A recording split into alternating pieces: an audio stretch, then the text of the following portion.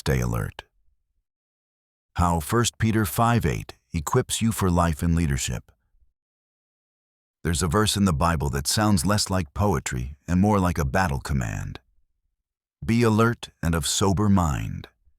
Your enemy, the devil, prowls around like a roaring lion looking for someone to devour. 1 Peter 5:8. It's a verse that grabs you by the collar. It doesn't whisper comfort. It shouts vigilance. And whether you're leading a team, raising a family, or simply trying to stay faithful in a noisy world, Peter's words demand our attention. Because here's the truth. Lions don't play, and neither does life. When you let your guard down, we've all had those moments. You knew better, but you got distracted. You cared too much about someone's opinion, or maybe you were just plain tired of standing your ground. That's when the slip happens. The misstep in character, the compromise in leadership, the silence when you should have spoken. Peter knew this territory intimately. The same man who walked on water also sank.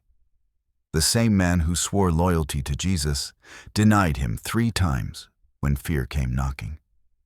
If anyone understood the pain of letting his guard down, it was Peter.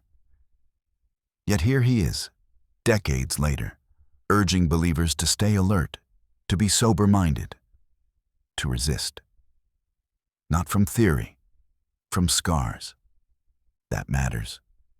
Because the people you should listen to most are the ones who have failed, been restored, and come back stronger. Lions in the tall grass. Peter's imagery is intentional. A lion doesn't roar when it's stalking. It roars to intimidate, to paralyze prey before the strike.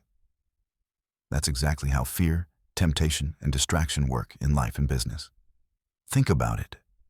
Fear of failure roars in your ear before you launch that project.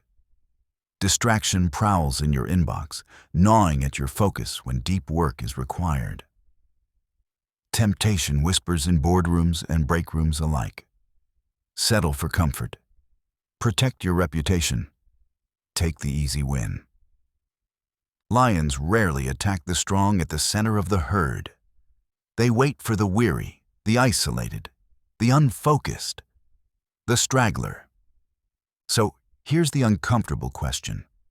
Where are you struggling right now? The offensive and the defensive. Peter doesn't just say be alert. He calls us to active resistance. That's the playbook. Both offensive and defensive living. The offensive. Build yourself up daily. Read the truth that sharpens your mind. Surround yourself with people who don't let you sleepwalk through your purpose.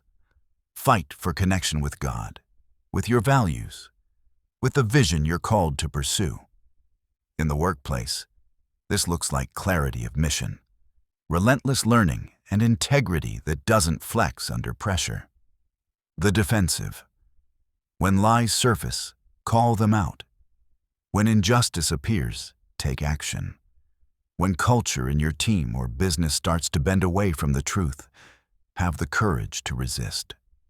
Defensive living doesn't mean hiding behind walls. It means drawing lines that matter. Most of us are strong on one side of the ball and weak on the other.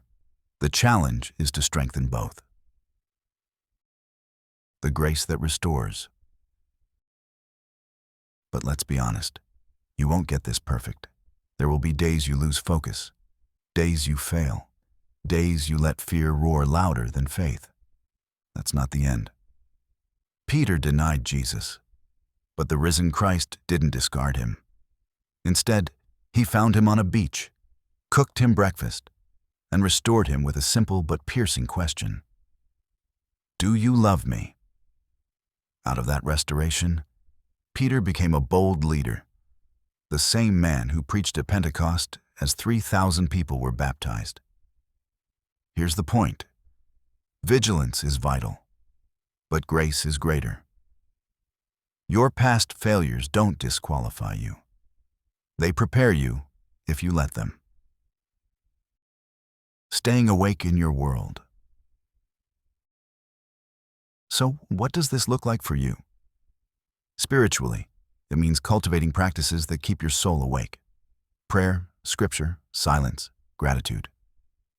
Relationally, it means staying connected to community, where accountability and encouragement flow freely.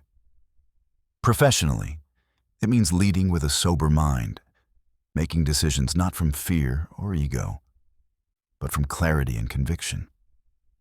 The roaring lions are real. They prowl in every arena of life. But you're not defenseless. You have truth as your offense, courage as your defense, and grace as your recovery plan. The call to action. So stay alert. Watch your blind spots. Notice where you're isolated, tired, or distracted. Guard your heart like it matters, because it does. Build rhythms that anchor you in strength. Surround yourself with people who pull you toward purpose, not away from it. And when you stumble, don't wallow in shame. Get up. Return to the shepherd who restores and redeems. Because here's the ultimate truth. You don't fight the lion alone. And that's the kind of truth that reshapes how you live, how you lead, and how you leave your mark in the world.